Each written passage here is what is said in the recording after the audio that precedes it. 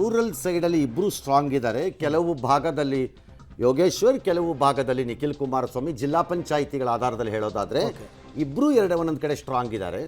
ಹಾಗಾಗಿ ಟೌನಲ್ಲಿ ಏನಾಗುತ್ತೆ ಅನ್ನೋದನ್ನು we will have to wait and watch. 8ನೇ ಸುತ್ತಿನಲ್ಲಿ ಕಾಂಗ್ರೆಸ್ನ ಅನ್ನಪೂರ್ಣಗೆ ಸಂಡೂರಿನಲ್ಲಿ 33 ಮತಗಳ ಲೀಡು ಪುನಃ ಲಭಿಸಿದೆ ಅಂತ ಬರ್ತಾ ಇದೆ ವರದಿಗಳು. 30-40 ದಟ್ಸ್ ಬರ್ಬೋದು. ಅದು 8th ರೌಂಡಲ್ಲಿ ಈ ಫೈಟ್ ಇದೆ ಅಂತಂದರೆ there is a some fight ಅಂತ ಆಯಿತು. ಹೌದು. ಚನ್ನಪಟ್ಟಣದಲ್ಲಿ ಮಾತ್ರ 6 ಸುತ್ತಾಗಿದೆ ಅಂತಿದ್ದಾರೆ. I am actually not happy. ಯಾಕಂದರೆ 8 ಗಂಟೆಗೆ ಪ್ರಾರಂಭವಾಗಿರುವ ಮತ ಎಣಿಕೆ ಕಾರ್ಯಕ್ರಮ 10 ಗಂಟೆಗೆ ಬಂದರೂ 6 ಸುತ್ತಲಿದ್ದಾರೆ ಅಂತಂದರೆ ತುಂಬ ಸ್ಲೋ ಇದ್ದಂಗಿದೆ ನನಗೆ. ಯಾಕೋ ಇದು ಇಷ್ಟೊತ್ತಿಗೆ ಅಟ್ಲೀಸ್ಟ್ ಒಂದು 10-12ಕ್ಕೆ ಬಂದುಬಿಡಬೇಕಾಗಿತ್ತು ಇವ್ರುಗಳು. ಇನ್ನೊಂದು 1 ಅವರ್ನಲ್ಲಿ ರಿಸಲ್ಟೇ ಸಿಕ್ಕಬೇಕಾಗಿತ್ತು ನಮ್ಗಳಿಗೆ. ಐ ಡೋಂಟ್ ನೋ ಅಲ್ಲಿ ಏನಾಗ್ತಾ ಇದೆಯೋ. 20 ಸುತ್ತಿದೆ ಸರ್ ಒಟ್ಟು. ಅದೇ ನನಗೆ ಏನಾಗುತ್ತೆ ಅಲ್ಲಿ ಅಲ್ಟಿಮೇಟ್ಲಿ ಅಲ್ಲಿ ಏನಾಗ್ತಿದೆ ಅಂತ ಗೊತ್ತಿಲ್ಲ. ಕೌಂಟಿಂಗಲ್ಲಿ ಅದು ಯಾತಕ್ಕೆ ಅಷ್ಟೊಂದು ಸ್ಲೋ ಇದೆಯೋ ಏನೋ ಗೊತ್ತಿಲ್ಲ ನನಗೆ. ಮೇ ಬಿ ಏನು ಸಮಥಿಂಗ್. ಮಹಾರಾಷ್ಟ್ರದಲ್ಲಿ ಮಾತ್ರ ಗ್ಯಾಪ್ ತುಂಬ ಜಾಸ್ತಿ ಆಗಿಬಿಡ್ತು ಸರ್. ಆಲ್ಮೋಸ್ಟ್ ಡಬಲ್ ಥರ ಬರ್ತಾ ಇದೆ. ಬಿಜೆಪಿ ಒಕ್ಕೂಟಕ್ಕೆ 186, ಕಾಂಗ್ರೆಸ್ ಒಕ್ಕೂಟಕ್ಕೆ 94 ಗ್ಯಾಪ್. ಮುನ್ನಡೆ ಅದನ್ನು ದಯಮಾಡಿ ಹೇಳಿ. ಮುನ್ನಡೆ ಗ್ಯಾಪ್ ಜಾಸ್ತಿ. ನೀವು ಉತ್ಸಾಹದಲ್ಲಿ ಅವ್ರು ಗೆದ್ದುಬಿಟ್ರು ಅನ್ನೋ ಥರ ಬಿಂಬಿಸಬೇಡಿ. ಇಲ್ಲ ಸರ್, ಮುನ್ನಡೆ. ಈ ಮುನ್ನಡೆ ನಲ್ಲಿ ಎಷ್ಟು ವೈಪೌಟ್ ಆಗುತ್ತೆ ಗೊತ್ತಿಲ್ಲ. ಅದೇ ನೀವು ಹೇಳ್ದಂಗೆ ಮಾರ್ಜಿನ್ ನ್ಯಾರೋನಲ್ಲಿ ಇರ್ತಕ್ಕಂಥದ್ದು ಇರಬಹುದು, ಹೇಳಲಿಕ್ಕೆ ಬರಲ್ಲ. ಈ ಸರಿ ಕರ್ನಾಟಕದ ಅಸೆಂಬ್ಲಿ ಚುನಾವಣೆಯಲ್ಲಿ ಅಂಥದ್ದು 12 ಕ್ಷೇತ್ರ ತೋರಿಸ್ತೀನಿ ನಾನು. ನ್ಯಾರೋ ಆ ಡಜನ್ ಏನಾದರೂ ಡಿ ಕೆ ಶಿವಕುಮಾರ್ ಅವರ 132ರಲ್ಲಿ ಕಿತ್ತಾಕ್ಬಿಟ್ರೆ ನಾನು ಅವರು ಸರಳ ಬಹುಮತಕ್ಕೆ ಬಂದು ನಿಂತ್ಕೋತಾರೆ. ಸರಳ ಬಹುಮತದಿಂದ 4-5 ಆಚೆಗೆ ಬಂದು ನಿಂತ್ಕೋತಾರೆ ಅಷ್ಟೇ. 113 ನಿಮಗೆ 136ಕ್ಕೆ ಇನ್ನು 136 ಒಂದು 12 ತೆಗೆದುಬಿಟ್ರೆ 120ಕ್ಕೆ ಬಂದು ನಿಂತ್ಕೊಂಡ್ಬಿಡ್ತಾರಾಗ, which is dangerous number for ಕಾಂಗ್ರೆಸ್ಗಾಗ. ಹಾಗಾಗಿ ಈ ತುಂಬ ಸರಳವಾದ, ತುಂಬ ನ್ಯಾರೋ, ತುಂಬ ಕಡಿಮೆ ಅಂತರದಲ್ಲಿದ್ದಾಗ ಮತಗಳನ್ನು ಹೇಳುತ್ತೆ. ಚನ್ನಪಟ್ಟಣದಲ್ಲಿ ಯೋಗೇಶ್ವರ್ಗೆ 3600 ಮತಗಳ ಮುನ್ನಡೆ ಸಿಕ್ಕಿದೆ. ನಿಖಿಲ್ನ ಹಿಂದಕ್ಕೆ ಹಾಕಿದ್ದಾರೆ ಯೋಗೇಶ್ವರ್. ಇದು 7 ಅಥವಾ 8ನೇ ಸುತ್ತು ಇರಬಹುದು ಅಂತ ಅನಿಸ್ತಿದೆ. ಪ್ರಥಮ ಬಾರಿಗೆ ಒಬ್ಬ ಅಭ್ಯರ್ಥಿ ಚನ್ನಪಟ್ಟಣದಲ್ಲಿ 3,000-3,500 ಮತಗಳ ಲೀಡನ್ನು ಪಡ್ಕೊಂಡಿರೋವಂಥದ್ದು. ಚನ್ನಪಟ್ಟಣ ನಗರದಲ್ಲಿ ಬೂತ್ನಲ್ಲಿ ಈಗ ಯೋಗೇಶ್ವರ್ಗೆ ಮುನ್ನಡೆಗಳು ಸಿಗ್ತಾ ಇದೆ. ನ್ಯಾಚುರಲಿ ಅಲ್ಲಿ ಸಿಕ್ಕಬೇಕು, ಅವ್ರಿಗೆ ಸಿಕ್ಕದೇ ಇರೋಕ್ಕೆ ಸಾಧ್ಯನೇ ಇಲ್ಲ ಅಲ್ಲಿ. ಬಿಕಾಸ್ ಅಲ್ಲಿ ವಿಪರೀತವಾದ ಅಲ್ಪಸಂಖ್ಯಾತ ಮುಸ್ಲಿಮರ ಮತಗಳಿರೋದ್ರಿಂದ ಆ ಮತಗಳೆಲ್ಲ ಅವ್ರಿಗೆ ಸಿಕ್ಕಿರುತ್ತೆ ಅಂತ ಲೆಕ್ಕಾಚಾರ. ಹಾಗಾಗಿ ಅವ್ರಿಗೆ 3,000 ಮತಗಳ ಅಂತರದಲ್ಲಿ ಈಗ ಅವರು ಮುಂದಕ್ಕೆ ಹೋಗಿದ್ದಾರೆ.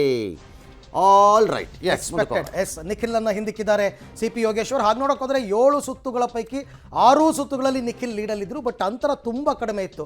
300-400 ಮ್ಯಾಕ್ಸಿಮಮ್ 1000ಕ್ಕೆ ಹೋಗಿತ್ತು. ಬಟ್ ಈಗ 7ನೇ ಸುತ್ತಿನ ಮತ ಎಣಿಕೆ ಮುಕ್ತಾಯದ ಬಳಿಕ ಕಾಂಗ್ರೆಸ್ನ CP ಯೋಗೇಶ್ವರ್ 3,300 ಮತಗಳ ಮುನ್ನಡೆಯಲ್ಲಿದ್ದಾರೆ. ಇದು ಚನ್ನಪಟ್ಟಣ ಟೌನ್ನ ಮತ ಎಣಿಕೆ ಈಗ ಸದ್ಯಕ್ಕೆ ಪ್ರಗತಿಯಲ್ಲಿದೆ. ಹಾಗಾಗಿ ಸಹಜವಾಗಿ ಆ ನಂಬರನ್ನು ಅವರು ಎಕ್ಸ್ಪೆಕ್ಟ್ ಮಾಡಿದ್ರು ಅಂತ ಅನ್ಸುತ್ತೆ.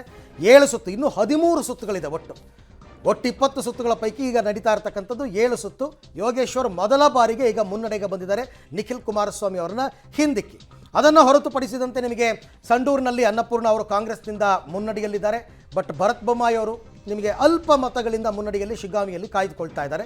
ಇನ್ನು ಮಹಾರಾಷ್ಟ್ರ ಚುನಾವಣೆಯ ಪ್ರಕಾರ ನಾವು ನೋಡ್ತಾ ಇರ್ತಕ್ಕಂಥದ್ದು 195 ಕ್ಷೇತ್ರಗಳಲ್ಲಿ BJP ಮೈತ್ರಿಕೂಟ ಮುನ್ನಡೆಯಲ್ಲೂ, 85 ಕ್ಷೇತ್ರಗಳಲ್ಲಿ ಕಾಂಗ್ರೆಸ್ ಮೈತ್ರಿಕೂಟ ಮುನ್ನಡೆಯಲ್ಲಿದೆ. ಮೈತ್ರಿಕೂಟದ ಮುನ್ನಡೆಗಳನ್ನು ಮಾತ್ರ ನಾವು ಹೇಳ್ತಾ ಇರ್ತಕ್ಕಂಥದ್ದು. ಇದು ವಿಜಯ ಅಲ್ಲ, ಗೆಲುವಲ್ಲ. ಆದರೆ ಆ ಗ್ಯಾಪ್ ಅಂತಕ್ಕಂಥದ್ದು ಜಾಸ್ತಿ ಆಗ್ತಾ ಇದೆ. ಆದರೆ ಜಾರ್ಖಂಡ್ನಲ್ಲಿ ಮಾತ್ರ ದೊಡ್ಡ ಮಟ್ಟದ ಬದಲಾವಣೆಯನ್ನು ನಾವು ಅವಾಗಿಂದನೂ ಕೂಡ ನೋಡ್ತಾ ಇಲ್ಲ. ಜಾರ್ಖಂಡ್ನಲ್ಲಿ 40-40 ಅಂದರೆ 1-2 ಕ್ಷೇತ್ರಗಳಲ್ಲಿ ಆಟ ಆಡ್ತಾ ಇದ್ದಾರೆ. BJP ಮೈತ್ರಿಕೂಟವೂ ಕೂಡ 42 ತನಕ ಹೋಗಿತ್ತು. ಜಾರ್ಖಂಡ್ ಮುಕ್ತಿ ಮೋರ್ಚಾದವರು 32-33 ತನಕ ಬಂದಿದ್ದರು. ಈಗ ಸಮಬಲ ಮುನ್ನಡೆಯ ಆಧಾರದಲ್ಲಿ ಜಾರ್ಖಂಡ್ನಲ್ಲಿ BJP ಮತ್ತು ಜಾರ್ಖಂಡ್ ಮುಕ್ತಿ ಮೋರ್ಚಾ ಎರಡೂ ಕೂಡ ಸಮಬಲದಲ್ಲಿದ್ದಾರೆ. 998 ಮತಗಳಿಂದ ಶಿಗ್ಗಾಂವಿಯಲ್ಲಿ ಭರತ್ ಬೊಮ್ಮಾಯಿ ಅವರು ಮುನ್ನಡೆಯಲ್ಲಿದ್ದಾರೆ ಅಂತಕ್ಕಂಥ ಈಗಿನ ಮಾಹಿತಿ ನಮಗೆ ಲಭ್ಯವಾಗ್ತಾ ಇರ್ತಕ್ಕಂಥದ್ದು. ಶಿಗ್ಗಾಂವಿಯಲ್ಲೂ ಕೂಡ ತುಂಬ ವೇಗವಾಗಿ ಏನು ಮತ ಎಣಿಕೆ ನಡೀತಾ ಇಲ್ಲ, ಅದು ಕೂಡ ಪರವಾಗಿಲ್ಲ ಅಂತ. But Sandur okay. ಚನ್ನಪಟ್ಟಣದಲ್ಲೂ ಕೂಡ ಈಗಾಗಲೇ ಮತ ಎಣಿಕೆ ಪ್ರಕ್ರಿಯೆಗಳು 7ನೇ ಸುತ್ತು ಮುಕ್ತಾಯ ಆಗಿ 8ನೇ ಸುತ್ತಿಗೆ ಹೋಗಿದ್ದಾರೆ. ಚನ್ನಪಟ್ಟಣ ಟೌನ್ನ 3 ಬೂತ್ಗಳಲ್ಲಿ ಭಾರೀ ಮುನ್ನಡೆ ಸಿಕ್ಕಿದೆ CP ಯೋಗೇಶ್ವರ್ಗೆ ಅಂತಕ್ಕಂಥ ಮಾಹಿತಿ. ಇನ್ನು 3 ಬೂತ್ಗಳ ಮತ ಎಣಿಕೆ ಮಾತ್ರ ಬಾಕಿ ಇದೆ ಚನ್ನಪಟ್ಟಣ ಟೌನ್ದು. ಅದಾದಮೇಲೆ ಗ್ರಾಮೀಣ ಪ್ರದೇಶಗಳಿಗೆ ಎಗೈನ್ ಅವ್ರು ಹೋಗ್ತಾರೆ.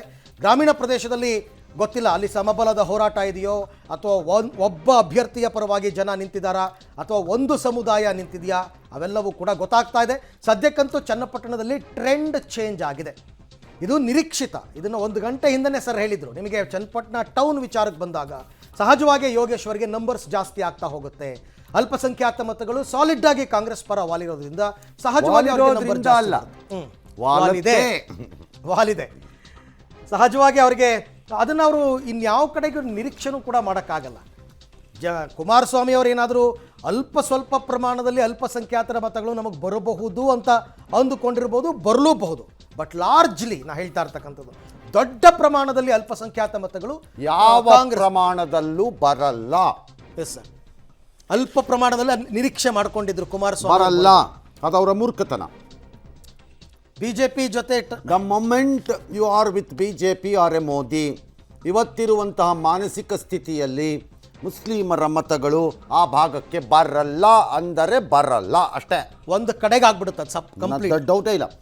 ಇದರ ಮೇಲೂವೆ ಯಾರಾದರೂ ಆ ಕನಸುಗಳ ಮಧ್ಯೆ ಕೂತ್ಕೊಂಡು ನಾವೇನೋ ಒಂಚೂರು ಮಾಡಿಕೊಟ್ಟಿದ್ವಿ, ನಾವೇನೋ ಅವತ್ತು ಹೆಲ್ಪ್ ಮಾಡಿದ್ವಿ, ನಾವೇನೋ ಇವತ್ತು ಹೆಲ್ಪ್ ಮಾಡ್ಕೊಂಡಿದ್ವಿ, ಹಂಗೆ ಒಂಚೂರು ಬರ್ಬೋದು. ಇದೆಲ್ಲ ನಡೆಯಲ್ಲ. ಅಲ್ಲ, ದೇವೇಗೌಡರು ಭಾರಿ ಪ್ರಯತ್ನ ಪಟ್ಟಿದ್ರು ಸರ್. ಮೌಲ್ವಿ ಮನೆಗಳಿಗೆ ಮತ್ತು ಇನ್ಯಾರ್ದೋ ಮನೆಗಳಿಗೆಲ್ಲ ಹೋಗಿ ಅವ್ರನ್ನೆಲ್ಲ ಕೇಳಿಕೊಂಡು ಎಲ್ಲ ಮಾಡಿಕೊಂಡು ಆ ವಿಶ್ವಾಸದಲ್ಲಿ ಅವರಿದ್ದರು ಬರಬಹುದಾ ಅಂತಂದ್ಬಿಟ್ಟು. ನಾಳೆ ಬಸವನಗುಡಿನಲ್ಲಿ ಬಂದು ಒವೈಸಿ ದೇವಸ್ಥಾನಕ್ಕೆ, ಬಸವನಗುಡಿ ದೊಡ್ಡ ಗಣಪತಿ ದೇವಸ್ಥಾನಕ್ಕೆ ಹೋಗಿ ಬಂದುಬಿಟ್ರೆ ಅಲ್ಲಿ ಒಟ್ಟು ಬೀಳುತ್ತಾ ಹಿಂದೂಗಳದಾಗ? ಇಲ್ಲ ಬೀಳುತ್ತಾ? ಇಲ್ಲ. ಅಷ್ಟೇ. ಇವೆಲ್ಲ ಭೇಟಿ ಕಾರ್ಯಕ್ರಮ, ಶಾಲು ಹೊತ್ತಿಗೆ, ಟೋಪಿ, ಹಾರ ತುರಾಯಿ ಅಷ್ಟೇ, ಹೂವು ಅಷ್ಟೇ. ಬೀಳಲ್ಲ ಅಂದರೆ ಬೀಳಲ್ಲ ಅದು.